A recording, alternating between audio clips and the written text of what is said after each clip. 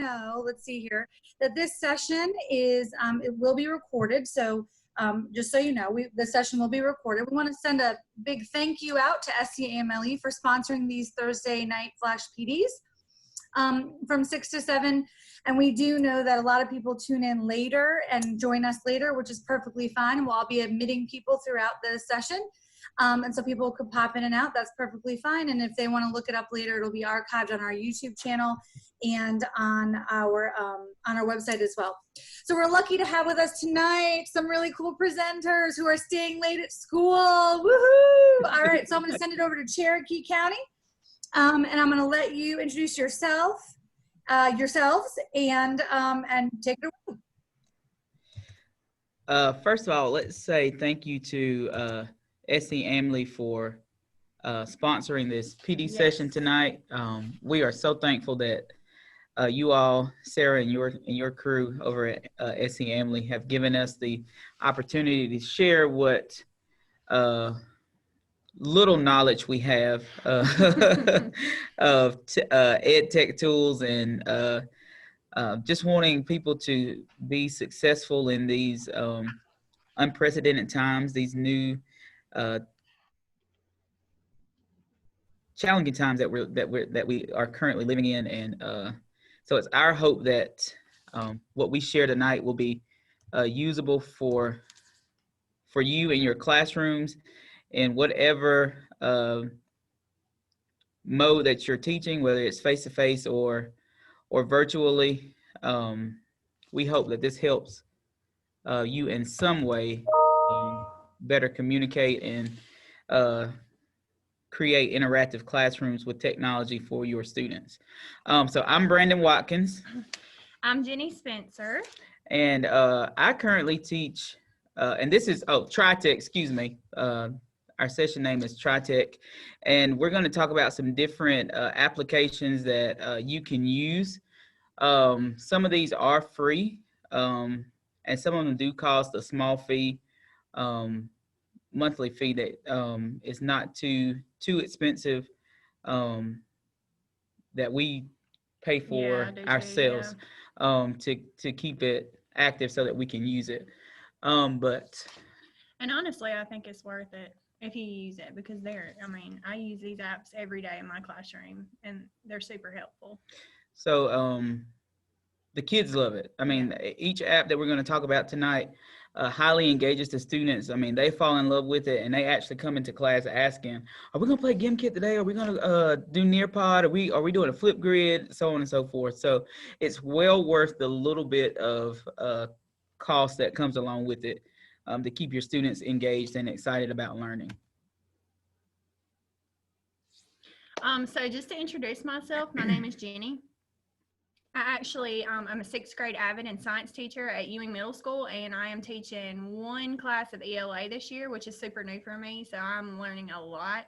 I'm from Gaffney, have my bachelor's from Limestone, and I'm currently in grad school at USC getting my master's in educational technology, so hopefully I will be using all this knowledge and then learning a lot more to be able to share later. And let me tell you, Jenny is the bomb. She teaches like 12 different subjects effortlessly. With the help of technology.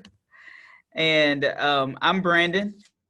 I currently teach 7th grade language arts here at Ewing Middle School in Gaffney.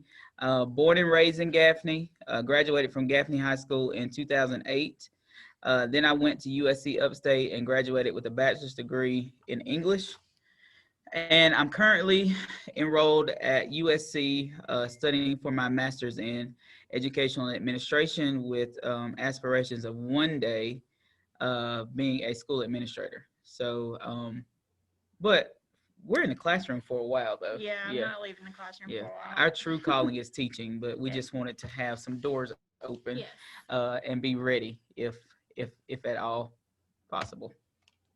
So the first, we're going to go through, we've set up some different classrooms using some Bitmoji classrooms, and each classroom displays a different app, and we're going to go through how you can add them to your teacher toolbox. And at the end of the presentation, we're going to talk more about how you can use these apps within your district for virtual learning, distance learning, etc. Right. And if you want us to send you this presentation at the end of this, we will have our emails and you can email us and we'll be happy to send this to you.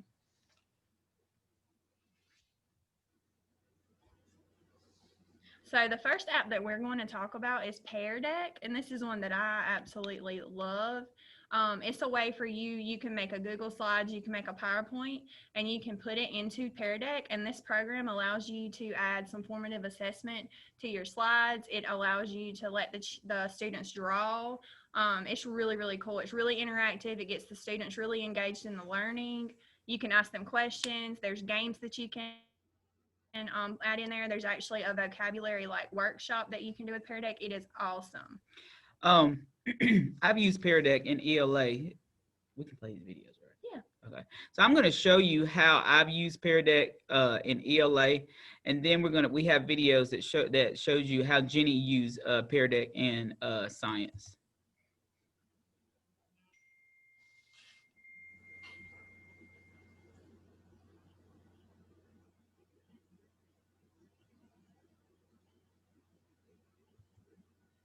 Technology.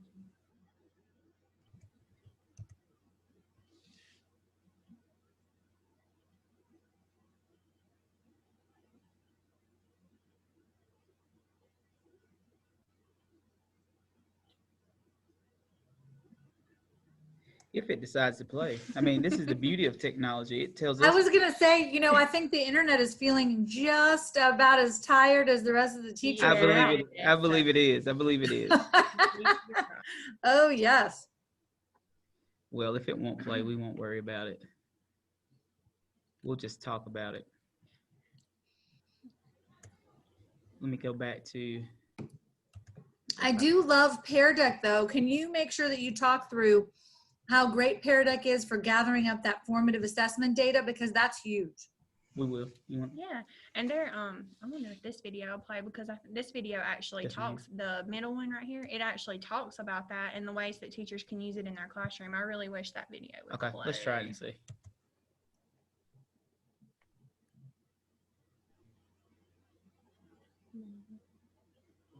It might.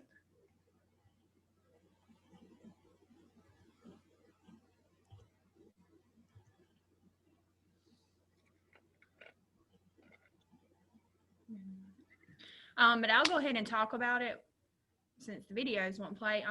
It's a really good way, like for science, when I'm teaching about like electrical circuits or like weather maps and concepts that are really, really hard for children to get, especially sixth graders who are 10 and 11 years old. Those concepts are a little extreme for them to kind of understand. So when you show it through Pear Deck, every once in a while when you're presenting information, you can pop in like a little formative assessment slide. Like you can have them answer a question. You can, Pear Deck has a lot of things where you can ask the students how they're feeling about a subject, and they can click on a smiley face that represents their mood.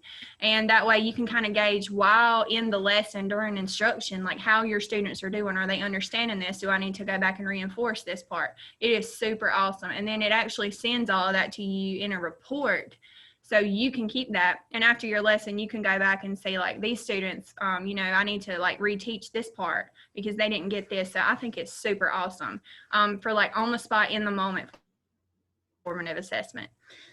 I've used it a lot with teaching plot and story elements in language arts because a lot of times students, because it's so interactive, it gives, I put a picture in of the plot diagram. And so students are able to move the pieces to the correct spot on the plot diagram. So first, when I started that, we were just labeling the parts. And so students, sometimes they get confused with rising action and climax and falling action. So we were able to put up examples in class of correctly labeled plot diagrams and ones that were incorrectly labeled. And so we then had open discussion about that, you know, what's confusing, so on and so forth. So once we clear that up, then we were able to, when we actually put it with a story, we were actually able to, again, go back to that plot diagram and actually put the parts of the story in the correct places.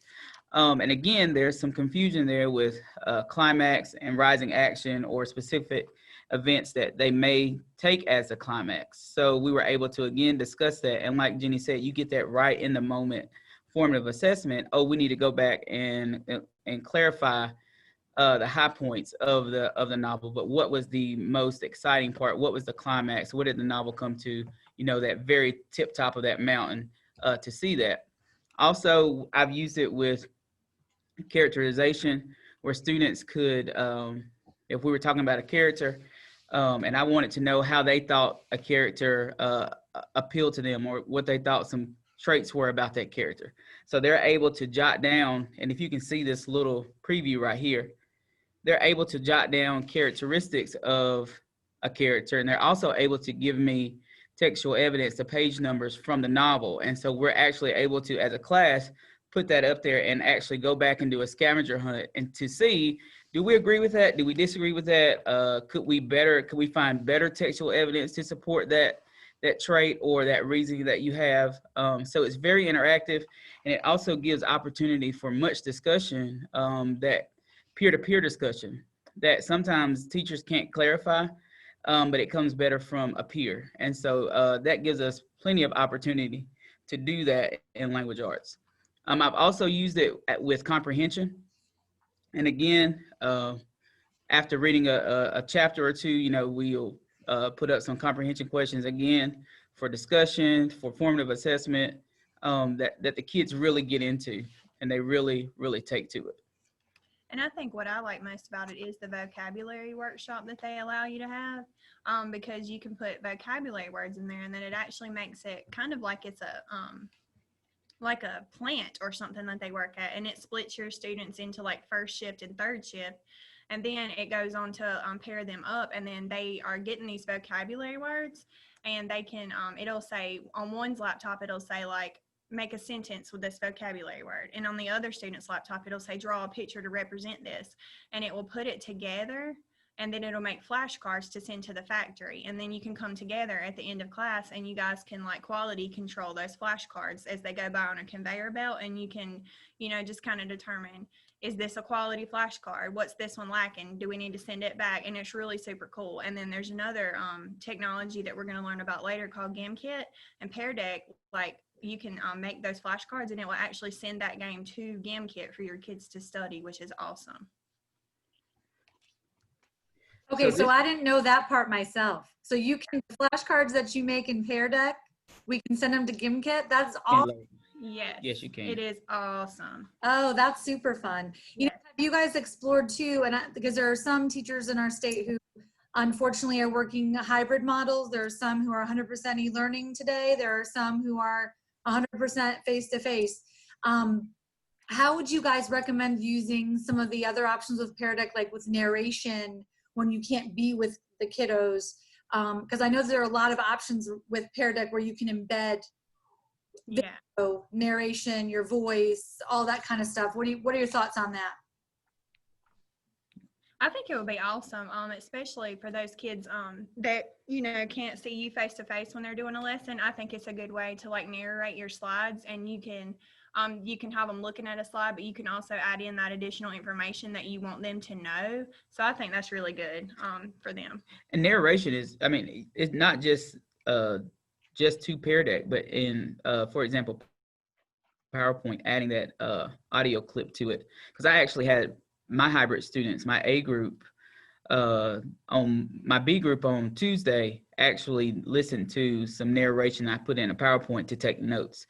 So anytime that there's an option to add that narration where you can elaborate on some concepts that they may not be able to clarify when you're not there, if you have that option, that's always a good way to go. You can never go wrong with adding narration, whatever application you're using. And I think too, Pear Deck has a live lesson that you would do in class, but they also have a student-paced lesson where you can send your students the code. So when you do narrate the slides, you can send the students that code, and they can go through it, you know, at their pace and learn at their pace, which is awesome. All right. Ooh, Nearpod. This is my favorite. I use this like probably almost every time I introduce a new concept. I just really like, it's very similar to Pear Deck. It just has a few differences. When I taught social studies, my favorite thing about Nearpod was the virtual field trips. The virtual field trips are awesome. I was able to take my social studies kids to like the Great Wall of China. I was able to take them into like the pyramids, into like King Tut where he's buried. I mean, it's just amazing. And they actually get to go, and it's like a virtual 360-degree field trip that you get to go through, and they get to see parts of the world that they would never really get to see, and they get to experience it, you know, pretty much in real time, which I think gives them so much like background knowledge whenever they're learning about these different places. I love Nearpod. In my plans for next week, I'm going to use Nearpod to introduce analyzing characters and how the setting shapes characters. And the beautiful thing about Nearpod is that they already have pre-made lessons that you can use. You can adapt them, you can edit them, you can, you know, create from what they have. It's beautiful.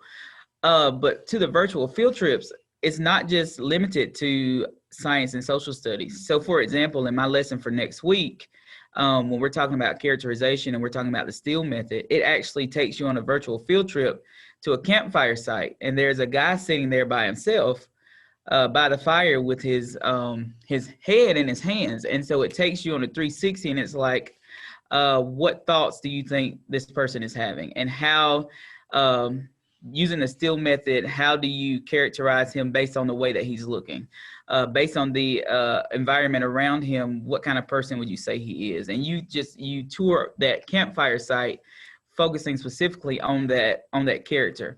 And so, again, it has live-paced lessons that you can do in class, but it also has a student-paced lesson. So if you're doing a hybrid model, you can do the live-paced in class, but do the student-paced for the students who are home, and at the same time, students are still getting that lesson. Also, you can include video clips, vocabulary embeds to Nearpod. So next week when we do analyzing characters, there's a video clip from vocabulary that is just put right into the lesson.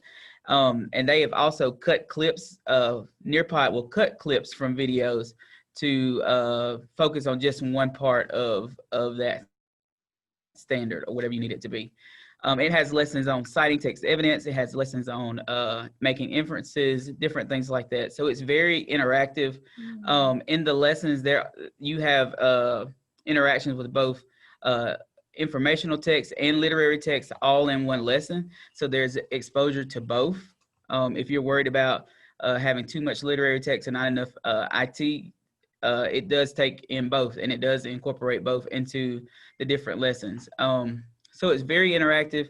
Again, you can display student responses on your whiteboard for discussion options. But it's a very good tool to use. Very good tool to use. It is my favorite. I think what I like about it are the activities that you can do in Nearpod. So like you can put up, like for science and social studies, like you can put up like a reading comprehension page, and they actually have a part where you can do a draw it, and they can highlight, they can mark. You can put up, if you don't want to, you know, print out a whole bunch of graphic organizers, especially with this virtual stuff, you can put that up, and the kids can actually use the draw it feature to fill out a graphic organizer. They can add text to it. I really like the collaborative board that is a part of Nearpod, because you could use that as an exit ticket. It'll ask the kids a question, they can type it out, put a picture on it, and it will post as like a sticky note. It looks like a virtual sticky note, and then they can go through and read other student responses and like them. And then they've added this time to climb game at the end, which the kids really love, because basically it's just a quiz, but it's sort of like Kahoot, sort of like those games, but the students who answer it the quickest and the fastest, their little person climbs the hill, and whoever gets to the top of the hill is like the winner. So it's super cool. They love that. And then Time to Climb will have like different themes for Christmas, for Halloween. So they love doing that.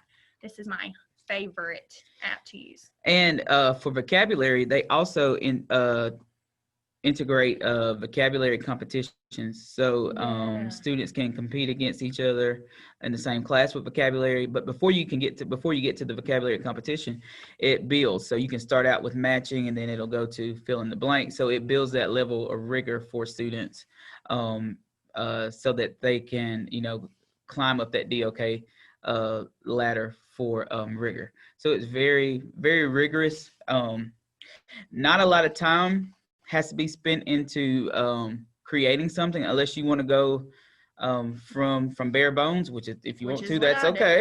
I'm extra. But if there are preloaded lessons in there that you can use. Now, if you have the free account, you can only load so many lessons before it maxes out. But there are different levels of membership that you can purchase with, and it has increased memory at each different level. So again, another great app for formative assessment and for building rigor across the lesson as you go. Yes.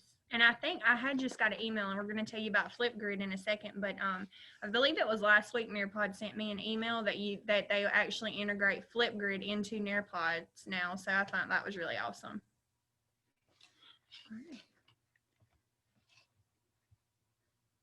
Flipgrid is awesome. It's almost like an educational, like, Snapchat to the kids, and I love it, especially for virtual kids. I did this a lot in the spring for science, because we were learning about plants and animals, and I really missed my kids. So I would put prompts into a Flipgrid, post it to Canvas, and they would go on there and, instead of typing out like what they comprehended about animals and plants, they were actually like talking to me about it. And it was awesome because you can see their faces. You can send them vibes on there. I mean, it's just like a super cool way for the kids to get up and tell you what they've learned versus just copying answers from some notes or something. I loved it.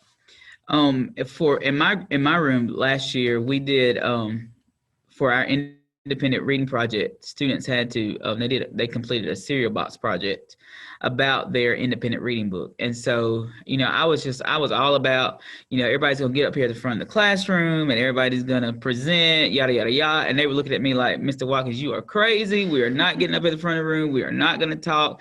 So I bent and gave them an option to do a Flipgrid response if they were not comfortable with getting up in front and speaking in front of everybody. So they took that opportunity and just went to work with it. I mean, they can include emojis, and so the link creates a something like a ladder where all the videos are put together, they're posted together, and so you can just run through them for a quick assessment. They're not all over the place; they're in one place where you can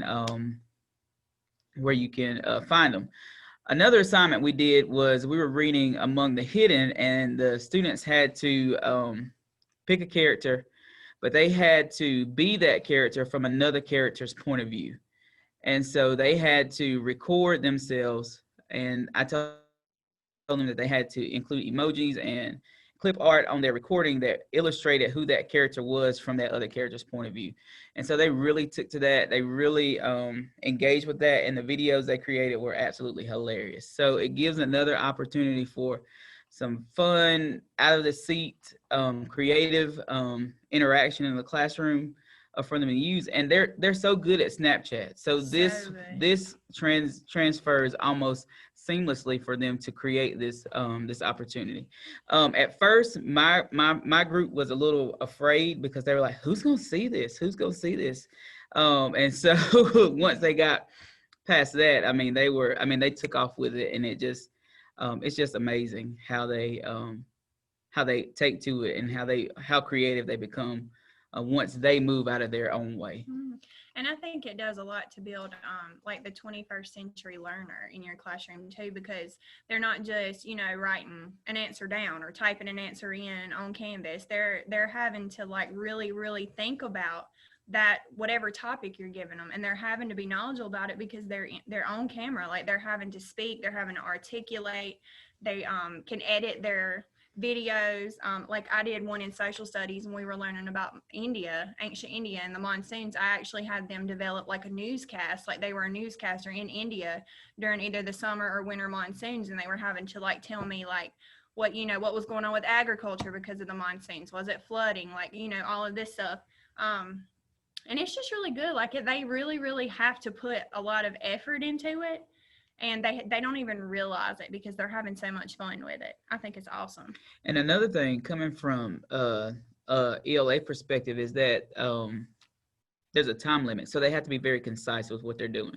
Whereas if they're writing a response, you know, they'll just type write, which, you know, can be a good thing. Yeah. But also sometimes we get a lot of information that we don't need. And so with Flipgrid, with them having that time frame, they cut out a lot of the extra that's not needed. And so they learn to hit what's important and then move on with the subject. So it's very again, like Jenny said, it teaches them a lot of those 21st century South Carolina profile of the South Carolina graduate skills that they're going to need. And you can also have them reply to other people on there as well. So again, you get that collaboration skill that they're going to need as well. And then you can reply, like you as the teacher can reply with a video too, which I think is awesome because, you know, it's not just them, you know, recording themselves. They're seeing the teacher do it too. So you got that collaboration going on between the student and the teacher, and building that community is awesome. And also I want to add too, Flipgrid is free. Yes, and it's so easy Free to all day long, free, you know, and I think one of the things we were talking about last Thursday during that session was that sometimes when we give feedback in video, it's just more powerful than if we write the kids an email and say, hey, good job on that project. Agreed. But if we get onto a quick video, even 45 seconds, a minute, I really love the way you wrote that introduction. I really love the way you thought about that, the monsoons in ancient India and how it would affect agriculture and my way of life. I really loved how you took the thinking time to put that together. It was very, your voice, your face can be exquisitely powerful. Absolutely. I agree. Oh my goodness, this one is the kids' favorite. They will ask you to play Gimkit every day, all day. Like, this is their favorite. So I actually discovered this researching games like Kahoot because I was so burnt out on playing Kahoot, on playing Quizlet, all that stuff. I was just so burnt out on it. So I researched other games like this. And if you don't know much about Gimkit, it was actually created by a high school senior as one of his projects. So I think that says a lot in itself because him as a student, he understood what students needed from an educational game. So it's so totally 100% student directed, and it is awesome. But they you can add, I mean, it's so user friendly too. Like there's so many ways that you can add questions into Gimkit. You can add them, you can create flashcards and it will generate those incorrect and correct answers for you. You can look up other people's Gimkits that they've made. It is awesome. And then what the kids do is you can play a live game or you can send them a homework link. I love this. And they earn money for each question that they answer correctly. And there's a store that they can go in and they can buy more money per question. They can buy like insurance for if they get a question wrong. If you're playing a live game, you can actually go in and give your friends money. You can freeze your money. You can blur your friend's screen. It gets so competitive. And now they've added a part where like the teacher can go in and freeze somebody or give somebody money or take money away from somebody. So it's really, really cool. And the kids love it. And they don't even realize that they're studying. It's amazing. I use it once I found out about it. I used it a lot. I use it a lot for review before a test, review after we finish the novel, to review key points from the novel.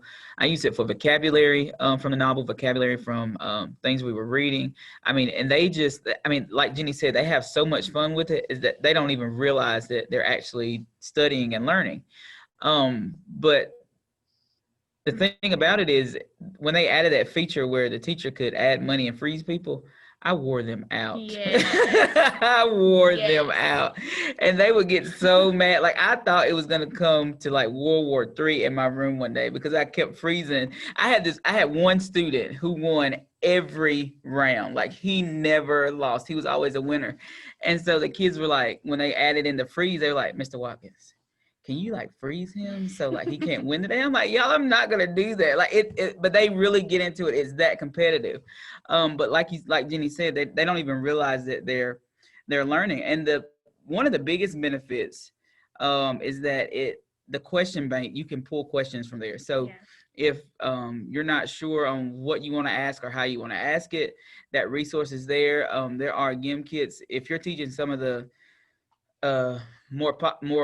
more read novels in 7th grade, like Freak the Mighty or Among the Hidden or The Boy in the Striped Pajamas, there are tons of pre-made GIM kits there. And what I would do is I would go through and edit them for questions that either we hadn't covered yet, so on and so forth. There are also good GIM kits that are on ELA skills like conflict, theme, making inferences, things like that. They have all of that there, and you can use those if you want to, or you can create your own. I've done both. I've created my own, and I've used some that were pre-made. But GimKit again is big on competition. So at Thanksgiving time, I ran a competition between my 3 blocks.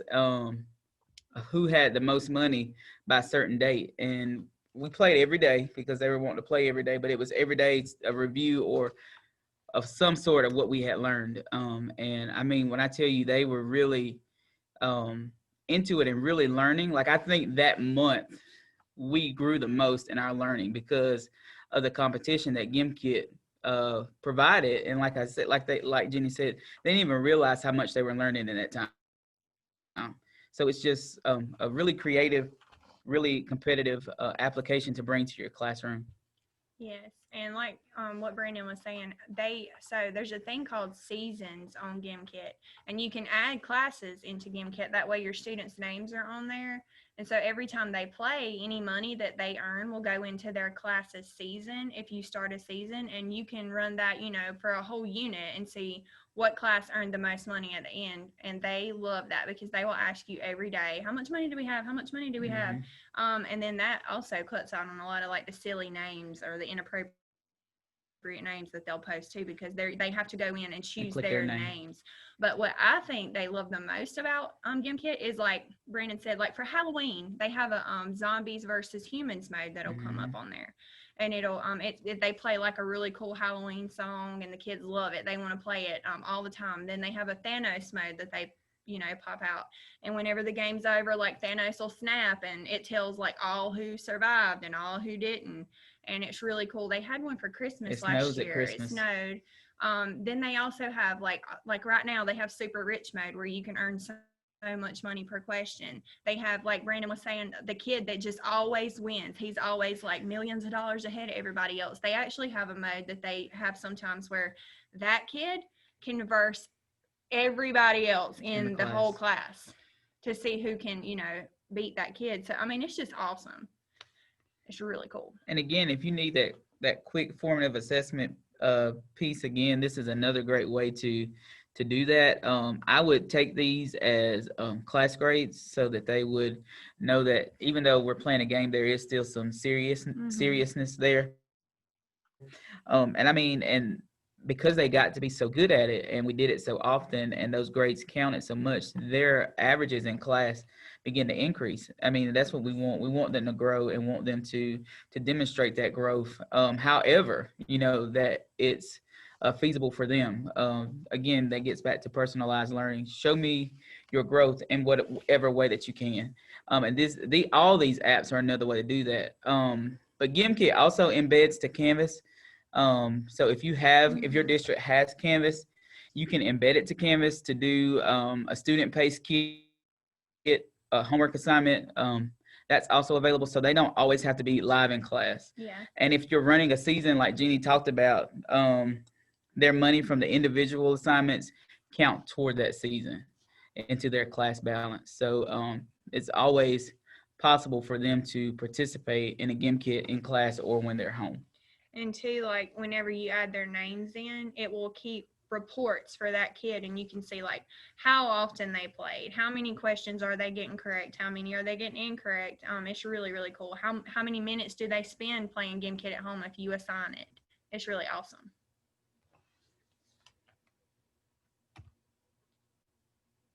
And then this was just a way we presented this at our Keeping It Real session, our PD session for our district. And we have Canvas. So this was a way that we could show the people, you know, in our district how all of these will link to Canvas and how to embed them to Canvas.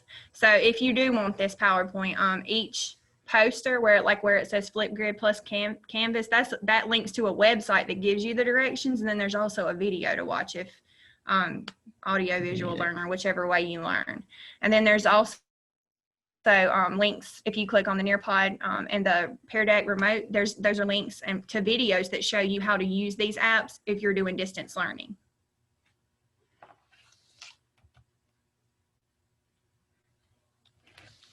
And then here is our email addresses so that you can get in touch with us and let us know if you have questions. Another app that's not on here that I started using a couple weeks ago that is also free is Castify, which allows you to record your screen. So if you are having to record lessons for your students who are at home, that's another good app to use. I think there's a time limit at 15 minutes on the free version. Yeah, there's a 5-minute limit on Screencastify, but there's not a limit currently on Loom. Okay. A really great option if you're recording some lessons. Also Zoom, of course. Mm-hmm. Some school districts have paid for Zoom, and so that you can go ahead and use that. Screencast-O-Matic is really good too. Mm-hmm. for recording. So, but that's a good point to bring that up too, because I know a lot of people are doing pre-recorded content because we haven't figured out how to be in two places at close, but we're not all the way there. So we are always at school. Literally always. Apparently, my goodness gracious, it's late and you guys are there. We're still here, and we both have email on our phones. Yes. So we're always connected somehow to school. So if you ever need us, our email addresses are here. Reach out to us.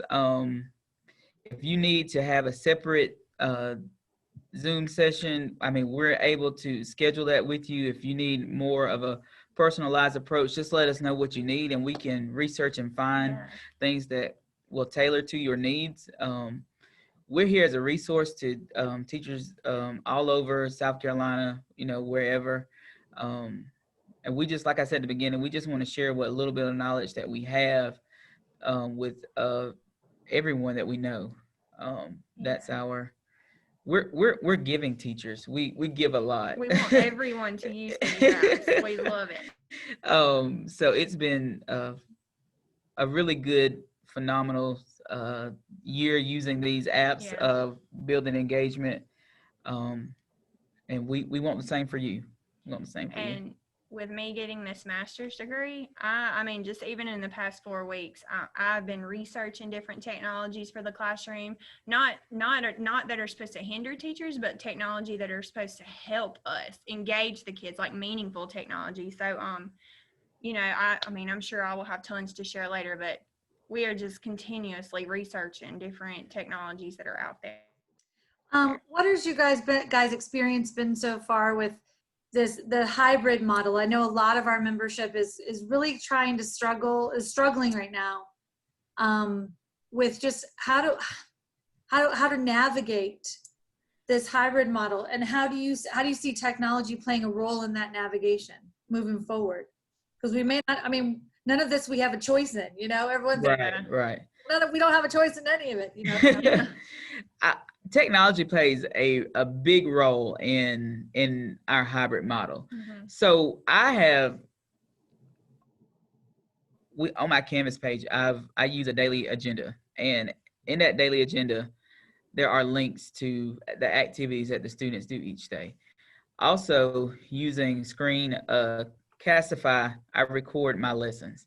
So using that technology again to be in two places at once, like you said, Sarah.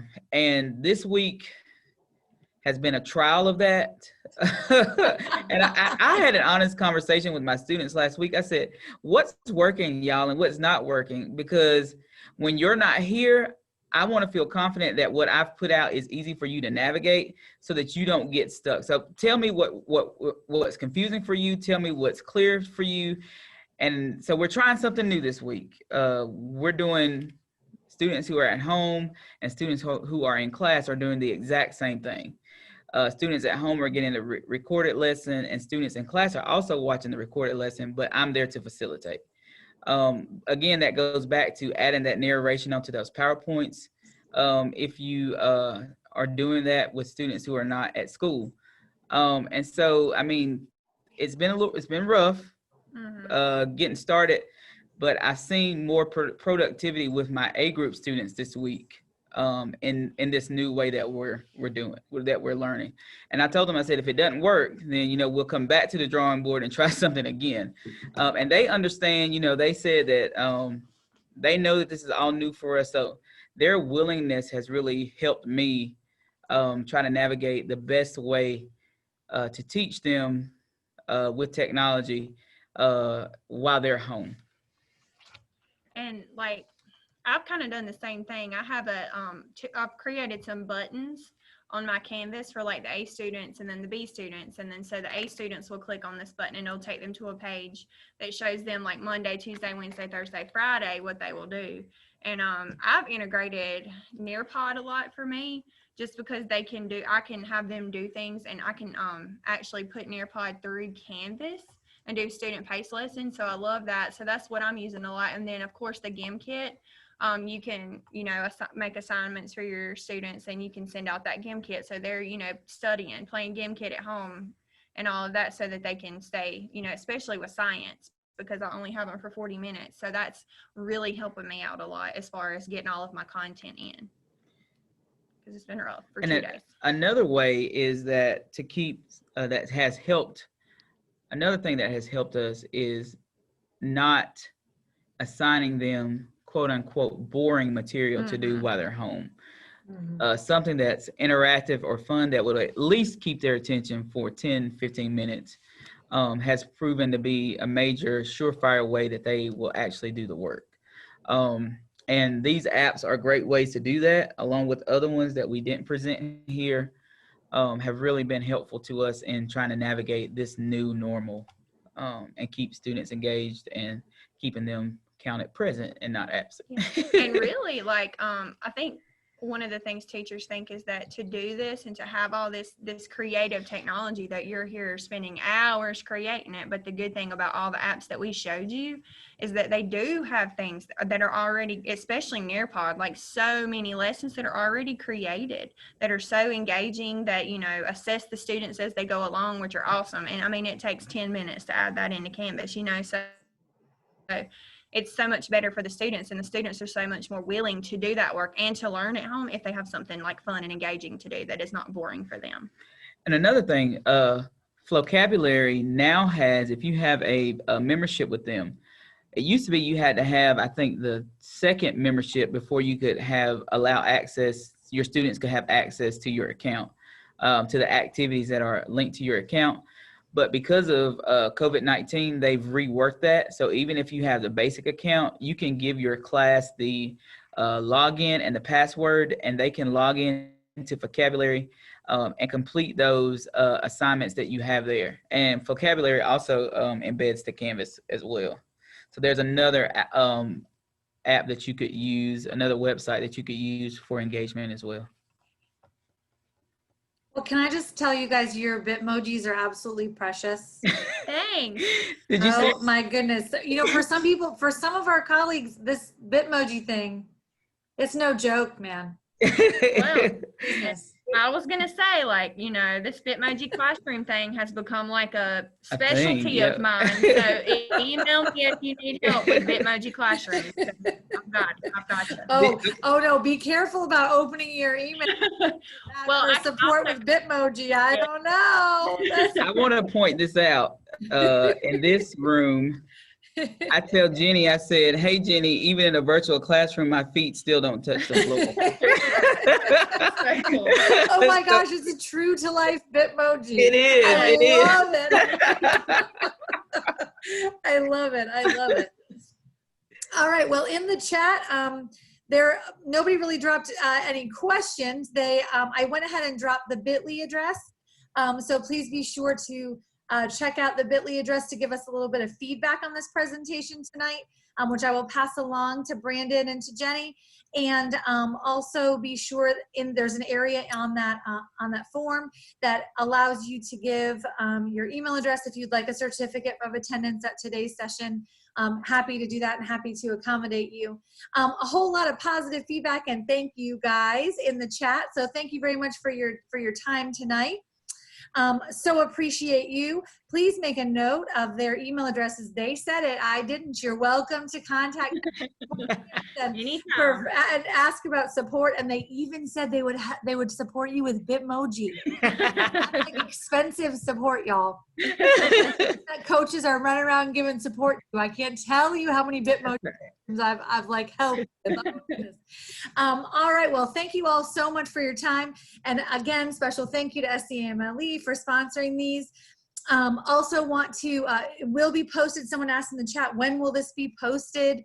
Hopefully by the end of the weekend, we'll have it posted up in all those locations and so you'll be able to share it out and we'll put it up on our Facebook page and our Instagram as well. So you can check it out and share it with your friends to let them know what they missed because they missed this post fun that we have here every September. Be sure to check back next week. We've got Joe Miles, who is a social studies teacher, and he's going to be talking about the fact that even though some of us are living in an online space, it is totally okay. Inquiry is not dead. That's the title of our session. So inquiry is not dead, and that comes up next Thursday. So that's super exciting. So yep, please make sure you register and check him out. I will release that link for signups as soon as I get it, probably tomorrow afternoon sometime. Again, check out scamle.org for more information to order your cool face masks and t-shirts and all that good stuff. And we hope you enjoyed. So have a wonderful evening. Thank you so much. Thank you.